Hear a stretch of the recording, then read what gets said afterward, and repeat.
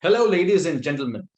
Welcome to yet another spotlight interview with Global Thought Leaders, an initiative by RightSource Global. I am Zishan Pathan, director at RightSource Global and a council member of Global Thought Leaders. Along with me, I have my colleague, friend, and a council member of Global Thought Leaders, Heval Mehta, Chief Growth Officer at RSG. Global Thought Leaders is a platform for industry stalwarts to cross pollinate with their experiences, thoughts, ideas, and best practices to inspire each other and future leaders. Through spotlight interviews, we strive to bring the community of eminent personalities together from across the globe. We collate the multi decadal learnings acquired by proliferating brains in a nutshell. We bring the expertise of various functions, roles, and sectors together on one platform to inspire future leaders. We have one such industry stalwart today on the spotlight with us, Mr. Dharmender Kapoor. Dharmender is a renowned individual in cutting edge technology domain. I would request Havel to introduce our today's eminent personality. Well, thank you so much, Zishan, for giving me this wonderful opportunity to introduce Mr. Kapoor. And trust me, it's an honor. Like I say always, we everyone knows Mr. Kapoor and does not require an introduction. However, to speak a little bit about Mr. Kapoor today, it's an honor. Mr. Kapoor is the Chief Executive Officer and Managing Director of Birlasoft. Comes with 30 years of experience in the IT industry and is recognized across the industry as a thought leader. He co-owns patents around cloud and digital. He joined Birlasoft from HCL Technologies, where he was heading business and technology transformation services. Before being elevated to CEO, Dharmender also served as the Chief Operating Officer at Birlasoft, where he managed global delivery, business development, advisory, and other enabling functions. He was also responsible for developing Birlasoft's global business for the BFSI vertical. He played an instrumental role in leading the divesture of Birlasoft's legacy business and etched the strategy towards focusing on next generation digital services. Dharmender was among the key leaders of the strategic M&A teams that was responsible for the acquisition and integration of KPIT's IT business with Birlasoft's core business, leading to the birth of a new mid-tier enterprise digital and IT transformation services public listed company, Birlasoft Limited. He holds a master degree from Kurukshetra University, India, and is an avid contributor to professional forums through his industry opinion pieces and straight from the hard blogs. Dharmender enjoys sketching and painting with watercolors, writing poems, sharing his life lessons, reimagining and penning down his thoughts through blogs stems out of his creativity and demonstrates his passion towards life and work. We welcome Mr. Kapoor today to the spotlight, and I'm sure, ladies and gentlemen, listening to this session today and watching this interview, we will learn a lot together today. Once again, welcome Mr. Kapoor to the spotlight. Thank you, Hevel. Thank you very much. Great. I am completely excited for this conversation today because I am a technology enthusiast and I have the doyen of the industry sitting right in front of me, right? So, Dharmender, you inspired millions of people domestically and globally, right? But what really inspired you to achieve that fit? Okay, that's a big question, but I will try to answer it in a very simple way because there is already a much longer introduction that has been given by Hevel, so I will not bore any one of you with introducing myself again. But I look at always what are the basic fundamentals that make a person or personality or an organization or even an industry. If I look at myself and my 30 years of experience, I always still cherish being a coder. This is when I started doing coding in C language and Prolog language still remains my passion, and I still call myself very proudly that I am a coder. My second part is that I love being a teacher. Okay, I love working with people, and I love really uh, checking as to what are the lessons that I have learned in life, and can that be applied to the larger forum. That's the second foundational element of me, that is very, very important. And third, I believe, is that I am very creative explorer. So if I look at being coder, being teacher, and being creative explorer, so anything that I have done in my life, doesn't matter what role I have played in which organization, it always have been a combination of all these. Whether it was focused on developing products for telecom industry, or it was doing business and IT transformation while being with technology companies, or now that playing the role of CEO for Birlasoft. It always is a combination of these three fundamental properties of me that always play together. So I think that is the way I look at it, because at the end of it, every single individual is a very, very simple individual. Rest of the things that somebody is a thought leader, it is just an outside in perspective that comes, because that's the way people view us. But I am made of these very, very simple properties within me. Amazing journey, I would say. And these are, the core principles that you explained so candidly. It would really inspire the viewers of this interview. So, Dharmender, during your journey in last 30 years, you have led various verticals and organizations in various capacities. What were the pressing challenges you faced, and how did you overcome them? So yeah, this is very, very important aspect of anyone's career. And I think that is very much true going forward, because the way technology is changing very, very fast, it is very, very important for the newcomers to really understand one thing, that they need to change and embrace the change very, very quickly, because you will be able to get through all these challenges if you accept those challenges, if you accept that change and very quickly go and move with that. And once you are changing, can you maximize whatever you get? Because with every single change, you are going to get into something new. As I always say that, anybody can do wonders if you have all the money and all the time and all the people on earth. But the challenge is that you never get enough of these three things. Okay. So you will always have limited resources in your hand. So how do you maximize to get what you want is very, very important. So I always tell my teams that whatever you're doing, whatever adversity you have, maximize from that. At the same time, I'm a very compulsive change seeker. I somehow get excited about any change that comes my way.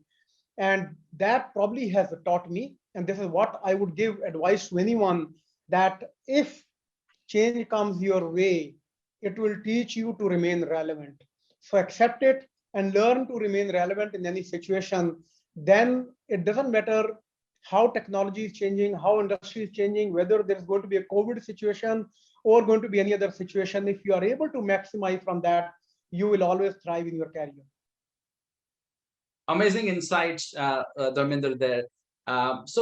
You mentioned about staying relevant, right? Which logically takes me to the next question that I'm going to ask, and that would definitely be of a lot of interest to various leaders.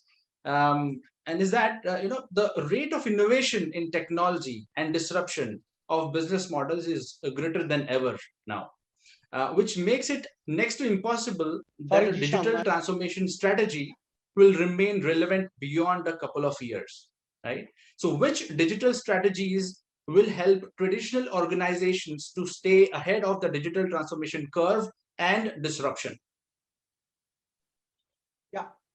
See, I think we have to look at what is the life cycle of any change that happens, any technology that gets introduced, be it digital or or any other technology wave that we have seen before. It could be computerization itself. It could be the ERPs coming into the play, and it could be now the cloud and the digital technologies coming into the play. If you look at very carefully, today's innovation will become tomorrow's differentiation. The innovation will eventually reduce and will remain as differentiation for those companies for some time. And every differentiation will eventually get standardized. So if you look at whether it is the automation in the manufacturing or the computerization that happened, or any other automation that happened by using either digital technologies or any other technology in the world, it always is first an innovation, but then it provides the differentiation to those companies for some time, for limited time, and eventually it will get standardized because everybody starts using it. So the digital transformation is also going to go through that curve. So the digital transformation for any organization is first and foremost a change of business model and not an introduction of technology alone. A lot of people make a mistake that they think that digital is just a technology. No, the digital is all about changing the business model and how are we reinventing the organization's play in the respective industries. I think that is what is all about digital. And once we start looking at digital as a transformation of the business model, we start thinking about what needs to be changed in the organization. What are the boundaries of the organization that we need to break in order for us to beyond my own organization? Can I connect with my clients directly? Can I reduce my cycle time between my suppliers and myself so that the critical supply chain becomes much faster and agile? I think that should be an outcome of the digital transformation. So digital transformation is not going to go away in the couple of years. It is going to remain forever.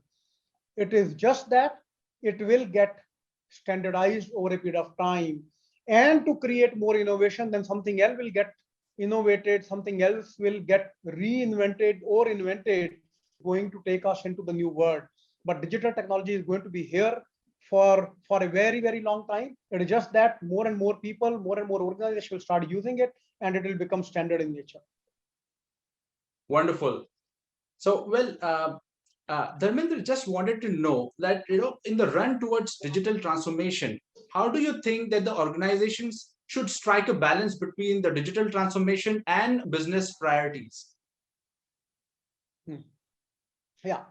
So I think, first of all, I don't think that digital and the business are two different things. Today, the digital is the business. If you go to the media industry, and if you go to telecom industry, everything is digital. Okay, so you cannot separate business from digital.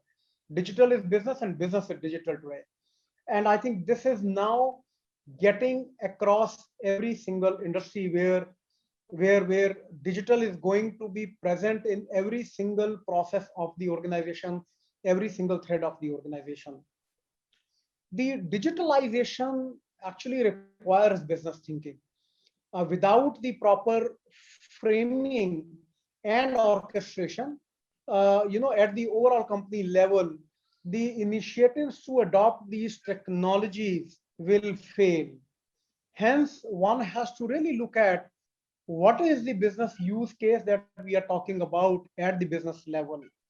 What is the value that it is going to create me at the business level? I think that is far more important. Only then you start to taste the success of digitalization. Hence, I don't think that we need to separate the digital from the business, or we say that digital versus business priorities. In my opinion, both are the same thing. What we have to look at is what is more important for me to address my market far more quickly. Can I get to my clients far more quickly and faster? Can I provide them a differentiated experience? I think that becomes the experience, because you will always want to be a customer-centric organization. So that always is the first priority.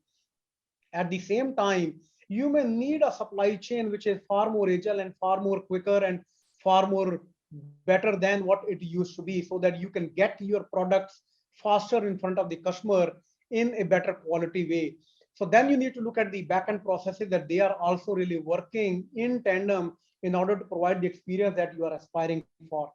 So I think what we need to look at is that define what brings you the growth, what brings you the profitability, what brings you the differentiation, put that on the highest priority. But digital is the one which will enable all that you're trying to do with respect to the business. So both are working together hand in hand so that you can achieve the objective that you want to achieve.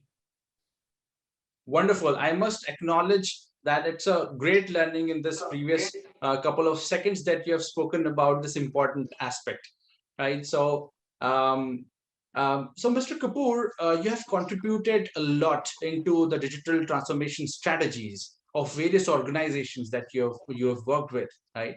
So, you anyways have come across this concept called as technical debt, right? So technical debt is pervasive and costly, not just in terms of dollars and cents, but also in terms of increased risk exposure and the impediments to larger change. How do you suggest the organization leaders can handle issues related to technical debt? Yeah, I think technical debt is something I have been looking at for last probably 15 years in my career, because one of the key objective that I have had during the business and IT transformation services was as to how do we help our clients reduce technical debt. So this is absolutely that the industry faces when they are walking on their digital journey. When I talk to many of my clients, CIOs or chief technology officers, one of the biggest challenge they talk about is the amount of legacy that they have and the amount of technical debt that they have, because this is what is slowing them down and sometimes pulling them down in order to achieve what they want to achieve with digital. Because on one side, they are trying to look at the modern technologies, but then when they have to go and adopt, it is the legacy which is restricting them to adopt the newer technologies. So I think technical debt is definitely a big challenge that exists in most of the organizations. And the reason, in my opinion, is that most of the companies are not looking at continuous assessment of their portfolio, their capabilities, their technology landscape, or their architecture. I think that is one of the biggest reasons that they get into a situation where they accumulate so much of technical debt that they find it difficult to modernize their own environment. So I always give 4 or 5 step approach to my clients, which is that you cannot go and address the technical debt unless until you have the right visibility of your own landscape. And the reality is that most of the organizations do not know what landscape on the technology side that they have. And that's the reason, even when the problem is smaller, it looks to be much bigger than it should be. And many times when the problem is very big, it gets completely ignored and you get very false step as you move to modernize. So the first is, how do you ensure that you have the visibility to your environment? I think that is the first thing that you have to look at. Second is, how do you standardize? So I always advise my clients with few steps that they need to take in order to manage their technical debt better and get the right understanding of their landscape. The first is that they need to ensure that they have the right visibility to their portfolio, the IT landscape or the technology landscape.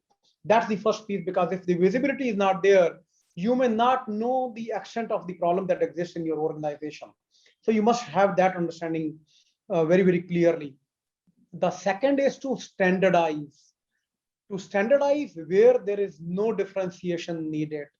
There are at least 70 or 80% of the processes and the part of the portfolio which must be standardized because there is no differentiation required. It doesn't connect you to get better growth. It doesn't connect you to get better profitability. So if the differentiation is not needed, you must standardize so that you can optimize your cost of your landscape. The third is that you go and achieve the agility where the differentiation is needed, so that you can very quickly change and adopt to the newer technologies that are coming in the industry. And you need to be far more agile. So that's the third step that is there. And fourth is that you put the architecture and the tools and the technology in place so that you can continue to do continuous assessment, so that whatever needs to be modernized, whatever needs to be sunset, you can continue to take those decisions at the right time, and you do not accumulate technical debt for a very, very long time. So these are the four steps. If they follow, they can continue to manage their technical debt and remain much more efficient in order to achieve and get the new technologies implemented far quicker. Amazing. I really like the way you have mentioned, about the technical debt and, addressing the technical debt in a point shooter style, and how you can manage it in a stepwise manner. Amazing. Right. So, Dharmender, though the organizations are aware about the cutting edge technologies and their positive impacts, like, blockchain, artificial intelligence, and machine learning are creating today, the adoption curve in India remains fairly low as compared to the Western world, right? So, how do you think this ratio of adoption can be improved? Yeah. See, I think one thing that we must understand is that the speed of adoption is determined by the value and the business use case for the enterprises, and not just because how cool or modern the technology is. The challenge is that many times we want to adopt the technology for the sake of it without really understanding what value does it create for my business. So I think the first step that they need to take is that what is the business value that I want to achieve, and then really look at what technology I need to go and adopt for that. Second, the early adopters will always follow fail fast approach. I'm sure you would have heard about fail fast approach, which is followed as a management principles these days quite often. So the phase fall approach, what it says is that you must have the ability to experiment it very, very quickly. Whether it is about technology or whether it is about business use case, can you experiment it very quickly and determine if it will work for you or not? If it works, move ahead. If it doesn't work, then drop it and figure out how do you go and take a different decision that is required in order for you to achieve the business objective. Okay. So the early adopters will always continue to take the risks, but they will also continue to look at what are the rewards they are going to get. So they continue to keep that balance between the risk and the reward, because that is the only way by which you can get the early adoption. The followers will generally not look at that. They will look at reward alone, and that is the reason that they do not adopt it early. And I think that is the cycle that they need to break. If the Indian companies will have to go and look at adopting the technologies early, they need to set aside some funds in order for them to look at how do they do the experimentation, and how do they help their employees, help their partner companies to go and experiment it for them to achieve the business objective that they want to achieve by adoption of any technology that comes their way. But I think that has to be a very, very quick and faster process rather than falling in love with the technology alone. So if they do that, in my opinion, then it will become better. The good news is that by bringing cloud into the play and many other digital technologies into the play, the experimentation has become much, much faster. So in my opinion, I think as the digital adoption increasing in the industry, the Indian companies will also start doing this experimentation more and more, and they will also start adopting the new technologies also much faster than before. Amazing, wonderful insights, Dharmender, there. Which takes me to another question. and which is a lot of interest, of a lot of interest for various millennials, right? So the aspiring future thought leaders would like to learn from the mistakes, right? And so, can you share some mistakes that future thought leaders must avoid aligning their goals better? Yeah. So I think I always say that, make mistakes, but don't that was coming along with it. A discussion or question that make mistake, okay, fail fast and then move on, but don't regret, but replan. Because if you continue to regret your mistakes, you will avoid making more and more mistakes, which is not the purpose of doing the experimentation. So if you make mistake, don't regret, but replan your steps. I always say that adage that there is always a way, and it is true. It is equally true for the business as well as for the life, because there is always a way. It is only that you require courage in order to go and discover it. You need courage to go and find it. And I would always guide my fellow leaders that we should always have the courage to discover. One can be challenged by much bigger players, but that should not impede our efforts to be better than them. There is an advantage being a smaller player. You can always look into the eyes of the larger player and say that you can be bigger than me, but you cannot stop me from being better than you.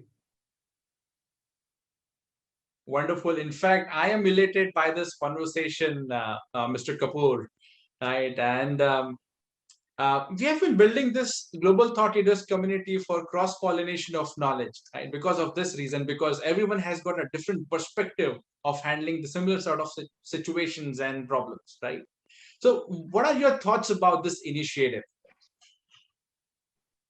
So I think this is good initiative, and I think the questions that you are asking are very pertinent questions, Zishan, because these are it is not about technology. While I come from technology industry, but I always say that we can always find an answer with the technology.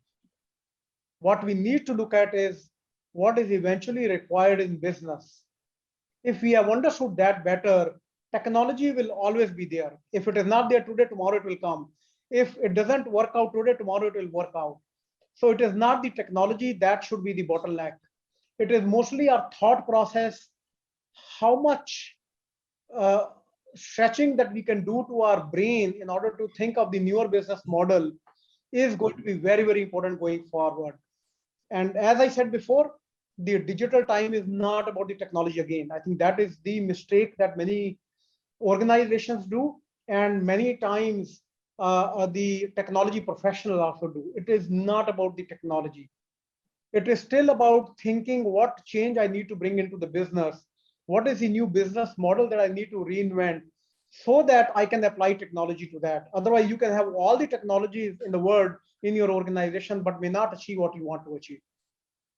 Well, that is really, really amazing. And I'm sure all my viewers watching the Spotlight interview, the recorded session, I'm sure they'll really learn a lot from it today.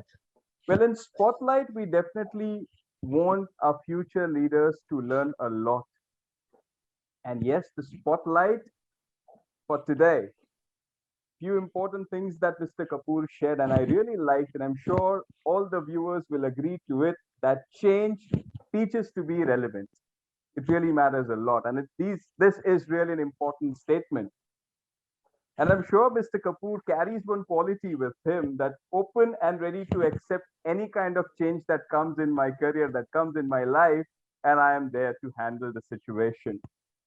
Lastly, but not the least one, we have learned a lot from this interview session.